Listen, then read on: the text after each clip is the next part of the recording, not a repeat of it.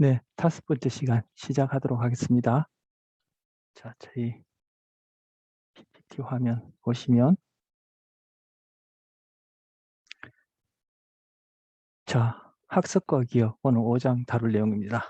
뭐 이렇게 하위 다룰 내용들을 이렇게 쭉 나열했는데, 뭐 이전 수업처럼 먼저 이 상세한 내용 말씀드리기 전에 제가 우리 교재에도 나와 있지만 다중기억 시스템이란 것과 관련해서 좀 말씀드리려고 합니다. 우리가 다룰 오늘 구체적인 내용은 여기 나와 있다시피 고전적 조건화, 조건 형성, 조작적 조건화, 그리고 기억에 대한 뭐 심리학적 관점, 감각 기억, 단기 기억, 장기 기억, 망각 이런 것들을 다룰 텐데, 먼저 과거에 기억이라는 것은 하나의 형태고, 그것은 우리의 신경계, 그중에서도 우리가 익히 3장에서 배웠던 뇌의 어떤 특정한 부위가 그것을 담당할 것이다, 이렇게 생각을 했어요. 그 뇌의 특정 부위가 기억이란 것을 오롯이 다 전담할 것이다, 이런 생각도 우리 분트의 구조주의적 입장과 맥락을 같이 하는 어떤 그런 견해인데, 음, 제가 앞서 우리가 뭐 푼트의 구조주의, 뭐 그 윌리엄 제임스의 기능주의 이런 거 배웠기 때문에 그것이 어떻게 연결되는지 말씀드리려고 지금 다시금 배웠던 것 가지고 언급한 것이고요. 자, 그래서 과학자들이, 그 심리학자들이, 그리고 뭐 인간의 정신이나 마음, 소위, 그리고 뭐 뇌에 대해서 관심 있고 기억에 대해서 관심 있는 사람들이 연구를 해보니까 그게 그렇지 않더라는 거예요.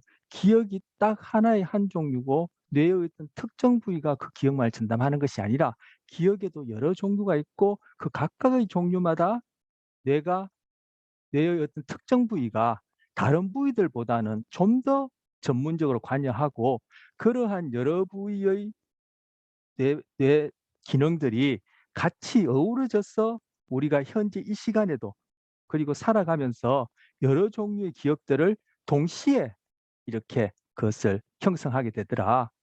그렇게 이제 밝혀졌단 말이에요. 예, 그래서 그것과 관련해서 이제 좀 말씀을 이제 드리려고 하는 겁니다. 자, 학습과 기억이라 했는데, 학습과 기억은 동전의 양면과 같은 거예요. 우리가 뭔가 배웠다라는 것은 그 배우는 그 과정에 기억이라는 것이 형성되어지는 것이고, 기억이라는 것이 형성되어져야지만이, 그죠? 뭐 배웠다라는 것이 일어나는 것이죠. 그죠? 뭐 전혀 뭐 기억된 게 없다, 흔한 말로 기억된 게 하나도 없다라면은 배웠다라는 것이 가능하지 않죠. 예. 그래서 학습과 기억은 동전의 양면과 같이 뭐 같은 걸로 그렇게 생각하면 되겠습니다. 어, 자, 그래서 기억, 조금 전에 말씀드린 다중기억 체제, 우리 교재에도 그 용어가 나옵니다만, 다중기억 체계. 예. 이 체계란 말은 우리 앞서 배웠던 시스템이란 뜻이에요. 뭐 개 또는 뭐 체계 이렇게 얘기하는데, 다중기억 체계, 멀티플 메모리 시스템 이렇게 번역할 수 있겠습니다. 다중기억 체계에 대해서 좀 얘기하려고 합니다. 자, 기억은 크게 나누면 서술 기억하고 비서술 기억으로 나눌 수 있어요. 이 서술 기억은 다른 말로 명시적 기억이다. 비서술 기억은 암묵적 기억이다, 뭐 이렇게 얘기를 해요. 이거는 또 달리하면 이거는 언어적 기억이다, 이거는 비언어적 기억이다, 이렇게도 얘기할 수 있어요. 그런데 흔히 우리가 일상에서 기억에 문제가 있다, 기억을 잘 하려면 어떻게 해야 되지, 그리고 여러분이 당장에 떠올릴 수 있는 그런 학습과 기억할 때 기억은 바로 이쪽 부분의 기억을 얘기를 하는 거예요. 왜? 이 부분은 우리가 스스로 의식할 수 있으니까, 자각할 수 있으니까. 제가 그런 말씀 드린 적이 있죠. 우리는 의식하는 것만 의식할 수 있다 했기 때문에, 내가 얼마만큼 기억을 잘하지? 내가 뭘 잊어버렸지? 내가 왜 기억이 이렇게 잘 안 되지? 잘 되지? 무엇을 학습했지? 내가 무엇을 학습이 안 됐지? 이런 것들은 결국 내가 의식을 가지고 내 스스로를 즉 자각하는 거니까 이 부분에 해당하는 기억이에요.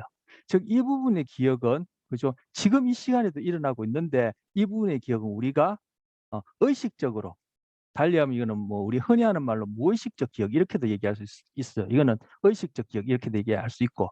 그런데 이것은 그죠? 그 학습이 일어나는 과정도 그렇고 그것이 기억되는 과정도 그렇고 기억되어 있는 것도 그렇고 기억되었다가 다시금 그것이 끄집어내어지는 이런 과정도 그렇고 이것들은 무의식적으로 일어나기 때문에 그래서 암묵적이라 그런 거예요. 보이지 않다, 숨어 있다 이런 의미겠죠. 그렇게 무의식적으로 일어나기 때문에 우리는 몰라요. 모르는데 우리는 이러한 것들이 일어난 결과를 우리는 의식할 수 있으니까 그때 그 결과만을 이것이 학습과 기억이 일어난 과정이나 그죠? 그것이 처리된 이후에 그 일어나기까지 어떤 그런 과정들은 우리는 알지 못하고 그것이 일어난 결과만을 우리는 의식적으로 그죠? 기억하는 거죠. 아는 거죠. 즉 그렇게 되면 그거는 이제 서술기억, 명시기억, 언어적 기억 이렇게 이제 되어지고 의식의 내용이다. 뭐 이렇게도 할 수 있겠죠. 우리 의식의 내용이 다 이제 그 기억의 내용이니까. 그래서 기억은 이렇게 크게 나눌 수 있고요. 크게 서술기억과 비서술기억을 나눌 수 있고 서술기억과 비서술기억 안에도 또 종류가 하위적으로 나뉘어요. 그래서 서술기억, 비서술기억은 또 크게 두 가지로 나뉘고 비서술기억 같은 경우에는 한 5가지로 나눠요. 하나, 둘, 셋, 넷, 5가지. 근데 우리 지금 이거 다 다룰 수는 없죠. 그런데 제가 여기서 우리가 앞으로 오늘 배울 고전적 조건 형성이 여기에 해당해요. 이 중에 하나에 해당해요. 뭐 여기 그리고 조작적 조건 형성도 여기에 해당해요. 그리고 이 뒷부분 감각 기억, 단기 기억, 장기 기억, 망각 그리고 망각과 연이어서 우리 교재에는 어떻게 하면 기억을 잘할 수 있을까와 관련된 그런 내용도 나는데 이 부분은 바로 이 서술기억 이 부분을 얘기를 해요. 일반인들은 이거 구별 못하죠.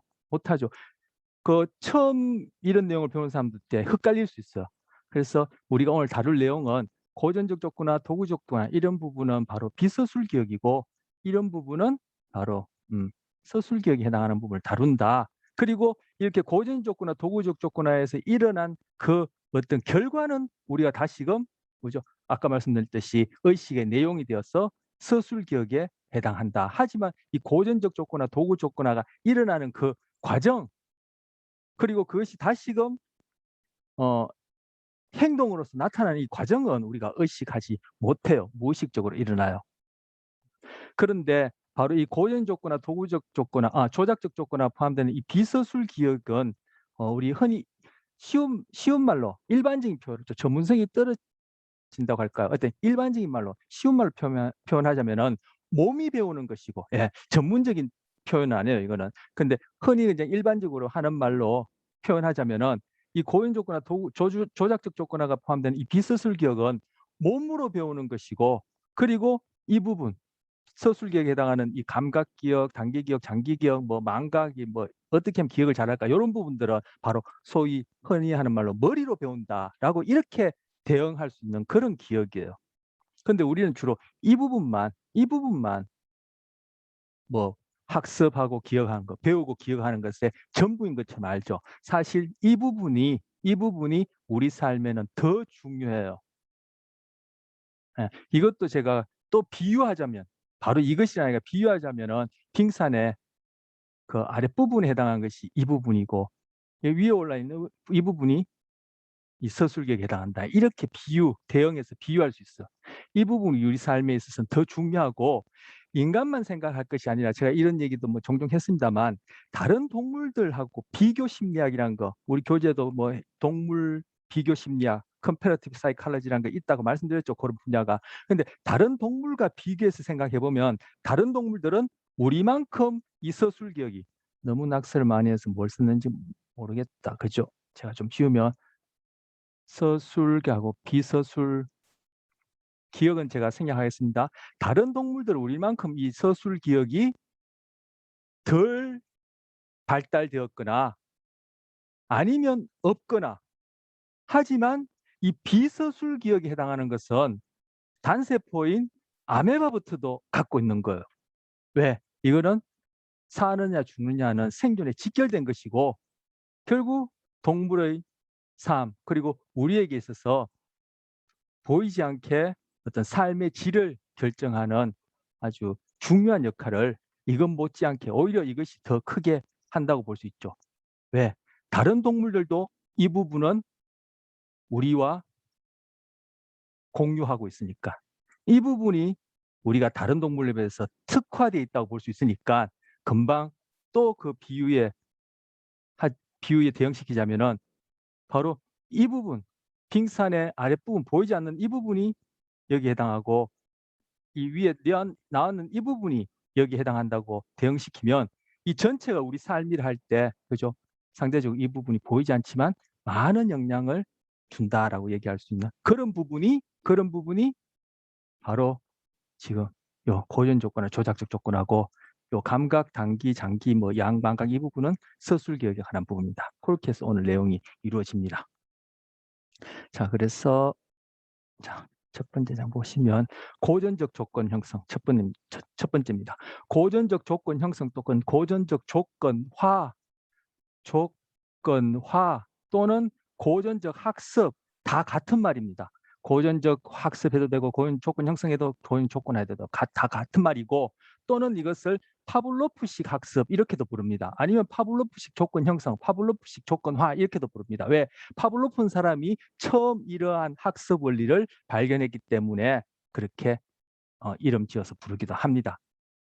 자, 그래서 파블로프 즉 고전적 조건화는 어떻게 이루어지느냐 하면은 자, 먼저 여러분 이미 들어보셨을 텐데 자, 파블로프가 처음 이걸 발견하게 된 것이 이제 강아지, 개를 대상으로 이제 발견하게 되었고 그런 얘기는 이제 들어보셨죠. 자, 그게 뭐 개의 경우뿐만 아니라 여러분이나 저의 경우에도 이것 실시하면 그대로 학습되어집니다. 즉 고전적 조건화 되어집니다. 왜? 아까 말씀드렸듯이 비서술 기억이라는 것은 아메바부터 우리까지도 다 공유하는 그런 기억이기 때문에 우리도 되어집니다. 그런데 지금 이제 파블로프가 처음 이것을 이제 발견한 강아지의 경우에 적용해서 제가 이제 설명을 하자면 강아지에게 먹이를 입에다 넣어주면 침이 나옵니다. 입에 먹이가 들어가서 침이 나오는 것은 저도 여러분도 강아지도 그죠? 누구나 다 할 뿐만 아니라 이거는 배우지 않더라도 되는 겁니다. 갓난아이도 입에 엄마 젖이 들어가면 침이 나오고 그죠? 나이가 든 사람도 강아지도 저도 입에 먹이가 들어가면 음식이 들어가면 침이 나옵니다. 이거는 배워서 하는 게 아닙니다. 뭐 선천적으로 주어진 거죠. 진화에 의해서. 그래서 이거는 뭐 이런 먹이가 들어가서 침이 나오는 이러한 것은 무조건 반사랍니다. 이 조건이 바로 학습 이런 의미가 있는 거죠. 즉 학습이 필요 없이 일어난 반사예요. 이때 먹이는 무조건 자극, 그때 나오는 침은 무조건 반응 이렇게 써서 줄여서 USUR입니다. 왜 USUR이라는지 여기 보면은 그죠? Unconditional Stimulus, Unconditional Response에서 앞에 이니셜만 딴 거예요. 네. 그런데 여러분이나 저나 강아지나 파블로프의 개에게 불빛을 비춰준다고 해서 침이 나오진 않습니다. 우리 집 강아지는 불빛만 비춰줘도 침이 나오던데요. 바로 지금 얘기하려는 고전적 조건화가 부지불식간에 된 겁니다. 아까 말씀드린 대로 비서술적으로, 무의식적으로 여러분도 모르는 사이인데 여러분도 알 수 없죠. 강아지 자신 더더욱 알 수 없죠. 그럼 만약에 나한테 고전적 조건화 시킨다면 나는 알아. 그것은 뭐냐? 그것이 일어나고 있다라는 어떤 그런 상황에 대한 결과를 내가 의식적으로 아는 것이지 그것이 고전 조건화 일어나는 그 과정이나 그것이 기억이 형성되어서 나에게 다시금 어떤 행동이 일어나는 과정은 우리가 결코 알 수도 없습니다. 만약에 그 고전적 조건화를 내가 의식적으로 알고 알아야지만 일어난다면은 우리처럼 의식을 가지지 않은 다른 동물들은 고전적 조건화가 일어날 수 없습니다. 그렇다면 그 녀석들은 우리 앞으로 배울 내용을 통해서도 알겠지만 멸종하고 없습니다. 살아갈 수가 없습니다. 바로 이러한 조건하에 대해서 그러한 적응적인 행동이 일어나야지만이 생존할 수 있기 때문에 이거는 어떤 내가 자각이나 의식을 요구하지 하는 것이 아니고 그 대표적인 하나의 에비던스로 아메바도 고전적 조건화가 됩니다. 자, 그렇다면은 자, 다시금 돌아가서 불빛을 비춰줘서 침이 나올 리는 없습니다. 불빛에 대해서 침이 나오게끔 진화가 우리에게 그런 것들을 가져다 주지 않았습니다. 그렇다면 그런데 이제는 그 불빛하고 불빛하고 먹이를 같이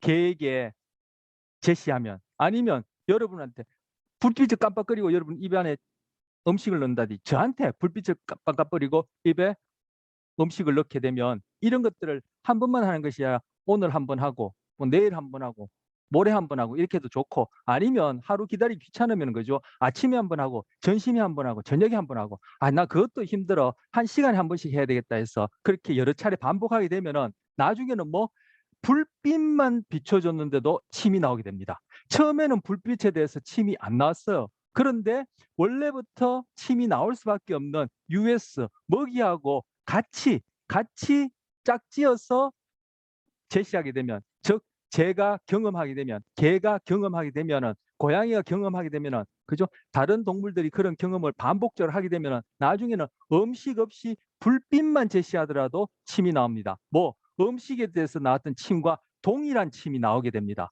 처음에는 불빛이 닿아서 안 나는데 이것이 바로 고전적 족구나 파블로프식 학습이에요. 처음에는 불빛에서 침이 왔는데 침이 나오게 되었죠. 학습에 의해서. 바로 여기서 이 부분이 고전적 조건화예요. 즉 US와 그리고 불빛 같은 이 경우에 CS랍니다. 자, 불빛에 대해서 침이 나오는 거는 학습을 통해서 일어난 반사기 때문에 조건 반사라 그래요. 그 조건 반사는 조건 자극에 해당하는 것이 불빛이고 그때 나오는 침은 조건 반응이요. 이때 조건 반응과 무조건 반응은 동일해요. 둘 다 침 흘리기인데. 어쨌든 이때 나오는 침 흘리기는 조건 자극, 불빛에 의해서 나왔기 때문에 조건 반응이라 불러요. 그래서 이걸 줄여서 CSCR이라고 컨디셔널 스티뮬러스, 컨디셔널 리스판스를 줄여서 부른 말이에요. 그래서 바로 이 부분이 고전적 조건합니다. 뭐 원래부터 침을 나오게 하는 무조건 자극과 처음부터는 어떤 반응을 일으킬 수도 없었던 CS를 같이 반복해서 한 번, 두 번, 세 번, 네 번, 여러 번 경험하게 되면은 나중에 CS에 대해서 침이 안 나오던 그 반응이 CS에 대해서 침이 나온다. 즉 이때 침이라는 것은 먹이에 대해서 나온 침과 동일한 침이다. 이렇게 볼 수 있습니다. 여기서는 이제 침 나오는 것을 예를 들었지만 여러분이나 저처럼 성인을 대상으로 이 실제 이제 한 연구 결과에 성인을 대상으로 소리를 뿌 들려주고 눈에다가 바람을 훅 불어넣었어요. 이제 기계장치를 한 다음에 또 소리를 뿌 들려주고 눈에다가 바람이 휙 불어주면은 눈을 어때 끔뻑하게 되죠.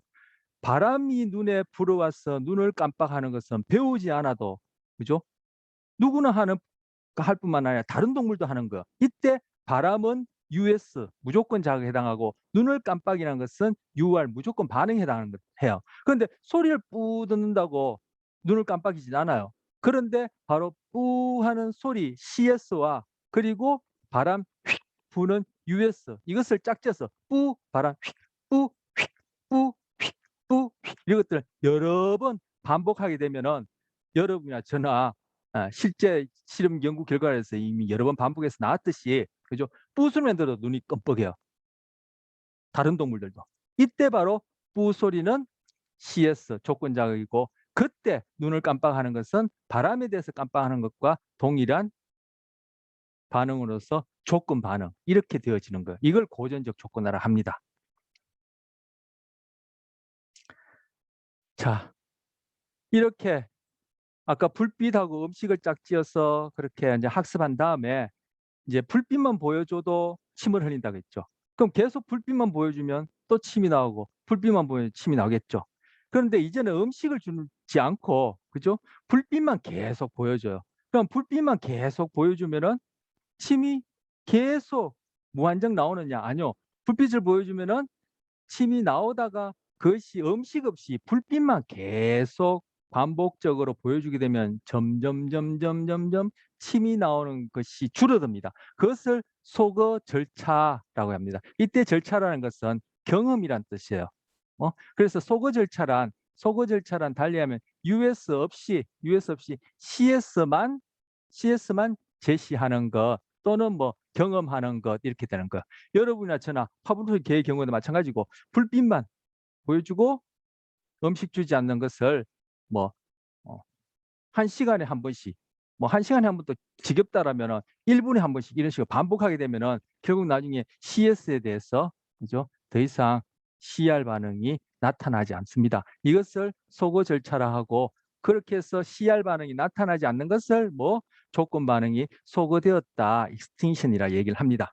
자, 여기 보시면 여기는 여기 시간이라는데 이거는 뭐냐면은 이제 CS, US를 같이 한 번, 두 번, 세 번, 네 번 반복해서 이렇게 제시하는 걸 얘기하는 거예요. 바로 CS, US를 같이 제시하는 이것이 이제 고전적 조건을 하는 거죠. 처음에는 CS에 대해서 CR 반응이 안 나타났지만 자꾸 반복하면 점점 친분비가 확실하고 많이 나오겠죠. 그걸 지금 이렇게 그래프로 쭉 증가하는, 즉 CR의 강도라는데 이때는 침의 양이 되겠습니다. 그 양이 증가하는 것을 이렇게 그려놓은 거예요. 그리고 이것이 이제는 CS에 대해서 친분비로서 CR이 확실하게 나온다라고 여겨지고 난 이후에 이제는 CS만 제시하더라도, 즉 CS만 유기체가 경험하더라도 침이 나오겠죠. 그런데 CS만 제시하고 자꾸 제시하면 그 침의 양이 점점 줄어든다는 거예요. 즉 CR 반응이 소거가 일어난다는 거예요. 그래서 이제는 더 이상 CS 불빛에 대해서 더 이상 친분비가 안 돼요. 이걸 조건 반응이 소거되었다. 조건 반응의 소거 이렇게 얘기를 하는 겁니다. 그런데 그렇게 소거되고 난 다음에 일정 시간이 지난 이후에 여기는 구체적으로 뭐 몇 시간, 며칠 이렇게 안 적어놨지만 뭐 넉넉하게 뭐 한 그죠 뭐 한 하루 뭐 하루 좀 짧다 싶으면 뭐 일주일도 좋아요. 그죠? 그 정도 시간이 지난 다음에 CS만 다시 제시합니다. 불빛만 다시 제시하면은 없어졌던 그 이전에 없어졌던 CR 반응이 갑자기 툭 나타나요. 이때 새로 나타날 때는 그죠? 처음에 학습했을 때만큼 그만큼 많은 양이 나오는 건 아니지만 다시 나타나요. 이걸 자발적 회복이라고. 뭐 CR 반응의 조건 반응의 자발적 회복이라고 그래요. 그래서 자발적 회복은 소거된 CR이 휴지, 그죠? 쉰 이후에 일정 기간 지난 이후에 CS만 다시 제시하면 나타나는 것을 자발적 회복이라고 해요.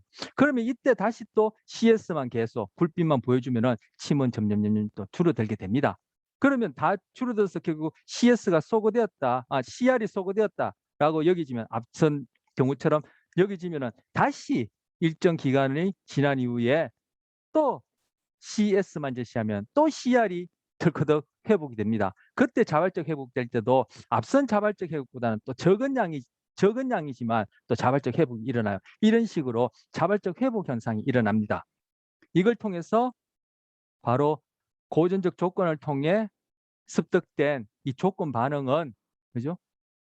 소거를 통해서도 그렇고 이것은 영원히 없어지는 것이 아니라 바로 우리 몸 안에, 즉 우리가 배웠던 구체적으로 신경계 안에, 더 구체적으로 뇌와 관련해서 뇌 안에 이것이 영구적으로 남아있다. 뭐가? 다시금 CR 반응이 나타날 수 있는 그러한 가능성으로 남아있다라고 얘기를 할 수 있는 거예요. 그래서 섹스피어가 뭐 이런 뇌나 이런 고정 조건을 통해서 그러한 인사이트 통찰을 얻은 건 아니지만 섹스피어가 한 얘기가 있습니다. 한번 일어난 일은 결코 원래대로 되돌릴 수 없다. 이런 말을 했는데 여기에서도 고전적 조건하에서 생겨난 조건 반응은 영원히 지울 수 없습니다. 달리하면은 이렇게 소거에 의해서 반응이 안 나타난다 하더라도 행동상으로는 그것이 표현이 안 되었지만 그죠? 신경계 안에는 다시금 나중에 CS 조건 자극이 있기만 하면은 다시금 나타날 수 있는 그러한 가능성은 계속 지니고 있다는 것을 보여주는 증거입니다. 자, 고연 조건 형 조금 전에 봤듯이 이렇게 고전적 조건화가 일어나는 동안에 그리고 이 고전 조건화가 이 부분이 고전 조건 형성 중이라는데 이렇게 고연 조건화가 일어나는 동안에 어떤 현상이 일어나냐 하면은 그와 병행해서 고연 조건화 즉 CS에 대해서 CR 반응이 점점 확실하게 나타나는 학습 중에 어떤 일이 일어나냐 하면은 일반화와 변별이라는 현상이 또 일어납니다. 자, 이 경우에는 지금 소리예요. 그래서 지금 헐즈로 표현했고 이때는 뭐 CR이라는데 구체적으로 뭐 CR이 뭔지 안 나타나지만 아까 강아지의 경우에 침 흘리기를 합시다. 제가 강아지의 예를 경우를 들지만 사람에게서도 물론 그렇고 다른 동물에서 다 가능한 일입니다. 그래서 지금 강아지에게 1200쯤 되나요? 예. 뭐 딱 1200하고 일치하는데 1200을 합시다.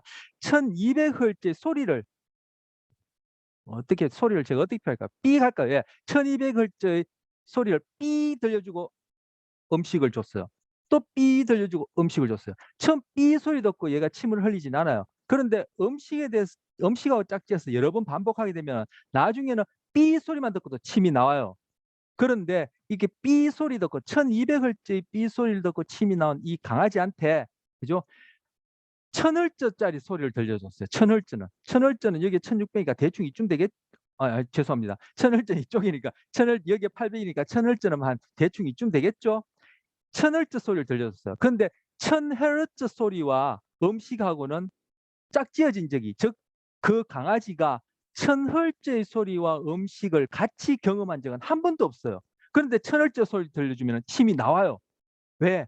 바로 1200Hz. 음식과 짝지어졌던 그 1200Hz하고 비슷하기 때문에 침이 나와요. 800Hz에 대해서도 침이 나와요. 1200Hz랑 크게 차이가 없기 때문에. 하지만 800Hz는 헤르츠의 소리는 음식하고 같이 짝지어져서 개가 경험한 적이 한 번도 없어요. 사람에게도 일어나는 일입니다. 제가 다시 반복하지만 개를 예를 든다 해서 개만 일어나고 사람은 여가 무한한 그런 학습이 아니에요. 자, 그런데 하지만 물론 그때 일어나는 침의 양은 그죠? 1200Hz보다는 적긴 하지만 분명히 침이 나옵니다. 만약에 1200Hz와 음식을 짝지어서 고전적 조건화를 하지 않은 강아지한테는 1200Hz는 말할 필요도 없고 800Hz든 1000Hz든 거기에 대해서 침이 나올 리가 없겠죠. 그런데 1200Hz에 대해서 음식과 함께 고전 조건화가 된 녀석한테는 800Hz 소리를 들려줘도 침이 나와요. 아니면 1300을 들려줘도 되고 1600을 들려줘도 나와요. 이걸 바로 일반화라 그래요. 자극 일반화. 뭐 지금 800Hz나 1600Hz 여기도 한 400Hz 되더라도 양은 줄었지만 어쨌든 침이 나와요. 이렇게 이런 1200Hz와 유사한 자극에 대해서 동일한 조건 반응이 나타나는 경우를 자극 일반화라 그럽니다. 그러면 이것이 더 400이 아니라 200, 100, 10Hz 아니면 2000이 아니라 3000, 4000, 5000Hz의 소리 들려준다면 5000Hz의 소리에 대해서 이 개가 침이 나올까요? 안 나올 것 같아요. 그죠? 나온다 하더라도 1200Hz에 대한 침의 양과는 확연하게 차이 날 거예요. 이때 이 유기체는 바로 그 자극에 대해서 1200Hz와 너무 상이한 자극에 대해서는 변별한다. 즉 CR 반응이 나타나지 않는 것을 자극 변별이 일어난다. 이렇게 얘기를 하는 겁니다. 그래서 고전적 조건을 하는 중에 자극 일반화와 자극 변별이 그냥 일어나는 겁니다. 여러분이 처음으로 레몬을 맛보고 레몬이라는 것이 뭐 이름도 모르고 이게 뭐 어떤 건지도 모르고 하여튼 먹는 거를 하니까 그냥 한 입 확 깨물었는데 그 레몬 신맛 때문에 그냥 몸이 그냥 찌릿찌릿하고 닭살이 돋고 침이 질질질 나왔단 말이야. 그런데 다음에 레몬을 보면은 바로 여러분이 처음 그 깨물었던 레몬과 동일한 레몬이 아닐 뿐더러 아니면 레몬이 아니라 레몬처럼 생긴 그런 유사한 형태와 그런 색깔만 보더라도 침이 고인다. 아니면 레몬이라는 것을 그 처음 접할 때 야 이걸 레몬이라 부른다라는 말을 알았다면은 나중에 레몬이라는 말만 듣거나 보거나 하더라도 침이 나온다. 바로 고전적 조건화 된 거예요. 뭐 자극 일반화가 된 거예요. 그런데 귤이나 귤이나 귤하고 좀 비슷한 색깔이 좀 더 짙은 게 뭐였을까요? 예를 들어서 제가 극단적으로 토마토를 보고도 침이 나온다. 그래 되면 그거는 뭔가 문제가 있는 거죠. 귤을 보면은 침이 나오지 않고 토마토를 보면 침이 안 나온다 하면은 그 뭐예요? 토마토와 귤에 대해서는 자극 변별이 일어났다는 얘기예요. 제가 왜 귤을 예를 들었냐면은 제가 처음 레몬을 접했을 때 이게 귤하고 레몬하고의 구별이 잘 안 되었거든요. 비슷하잖아요. 그죠? 그 모양새나 껍질 같은 것도 뭐 익숙하면 보면 당장 차이가 나지만 귤도 그죠? 레몬 비슷하게 생긴 것들 있다고 저는 이제 생각하는데 그래서 가장 제가 비슷한 걸로 귤을 골라본 거야. 하지만 귤 색깔하고 레몬 색깔은 확연히 차이 나죠. 귤 색깔은 좀 더 붉은기가 많이 돌고 제가 거기에서 붉은기가 더 많이 돌고 약간 둥근 형태지만 둥근 것이 더 좀 레몬과는 다른 토마토를 예를 든 거예요. 그래서 만약에 죄송합니다. 토마토와 귤에 대해서는 침이 나오지 않는다면 그게 자극 변별이라는 거죠. 그런데 귤에 대해서도 그렇고 레몬에 대해서 그렇고 뭐 큐라고 낑깡하고는 또 다릅니까? 하여튼 비슷하게 생각한 것에 대해서는 다 침이 나온다. 이런 얘기는 뭐예요? 일반화가 너무 되었다. 또는 자극 변별이 안 되었다. 자극 변별에 뭔가 문제가 있다. 이렇게 표현할 수 있는 것이 바로 일반화와 변별입니다. 자, 이걸로 설명이 충분했어야 싶은데 제가 예를 들어서 레몬 가지고 귤 가지고 얘기를 해봤습니다. 자, 그다음 자, 여기 주요 현상들 하기 전에 요 밑에 것부터 한번 하나 하기로 하죠. 자, 맛 혐오 조건화. 조금 전에 제가 레몬을 예를 들었는데 그 경우는 이제 신맛이 나긴 하지만 레몬을 싫어한다. 레몬만 얘기하면 나는 막 구역질 날 것 같다. 이런 경우는 좀 드물 것 같아요. 뭐 그런 사람도 있을 수 있지만 자, 그러면 맛 혐오 조건화 같은 경우에 제가 어떤 뭐 청국장이라 하죠. 뭐 청국장 안 좋아하시는 분들 계시죠? 예. 청국장을 처음 접했는데 당장이 냄새부터 다르죠. 그래서 한 냄새도 이상한 데다가 떠먹어 보니까 비위가 약해서 구역질이 났다 하게 되면 그 사람은 이후에 청국장 얘기만 하더라도 속이 미식미식하게 꽥꽥 구역질이 날 것 같아요. 이때 뭐 바로 냄새나 그 맛은 조건 자극이 되어지고 그에 대해서 구역질이 나는 것은 조건 반응이고 바로 청국장 그 자체는 US에 해당하는 거예요. 앞서 제가 레몬과 신맛을 얘기할 때 그죠? 레몬을 보기만 하더라도 레몬 얘기만 듣더라도 침이 고인다 하면은 레몬이나 그 레몬의 모양 그것은 조건 자극 CS가 되어지고 그때 침이 나오는 것은 CR이 되어지고 그러면은 그러한 고전적 조건화가 될 때 US는 뭐냐면은 바로 레몬을 깨물었을 때 그 레몬에 포함되어 있는 그 즙에 포함되어 있는 신맛을 나게 하는 성분이겠죠. 그 뭐 그렇게까지 구체적으로 안 하더라도 그 레몬 자체 그것이 US고 그죠? 그때 깨물었 US고 그 레몬에 대해서 침이 나오는 것은 누구나 다 침이 나오는데 그런 경험을 하고 나면은 이제 레몬의 색깔만 보더라도 레몬의 모양만 보더라도 레몬 얘기만 하더라도 침이 나온다 할 때는 바로 그것은 조건 자극에 대한 조건 반응이 되는 거죠. 자, 마지막 다시 돌아오면은 청국장의 예를 들었습니다. 또 다른 예를 하나 들자면은 제가 뭐 구체적인 음식 예를 들려니까 지금 당장에 떠오르는 게 없는데 제가 맛 혐오를 느끼는 음식들이 별로 없거든요. 대체로 잘 먹어서.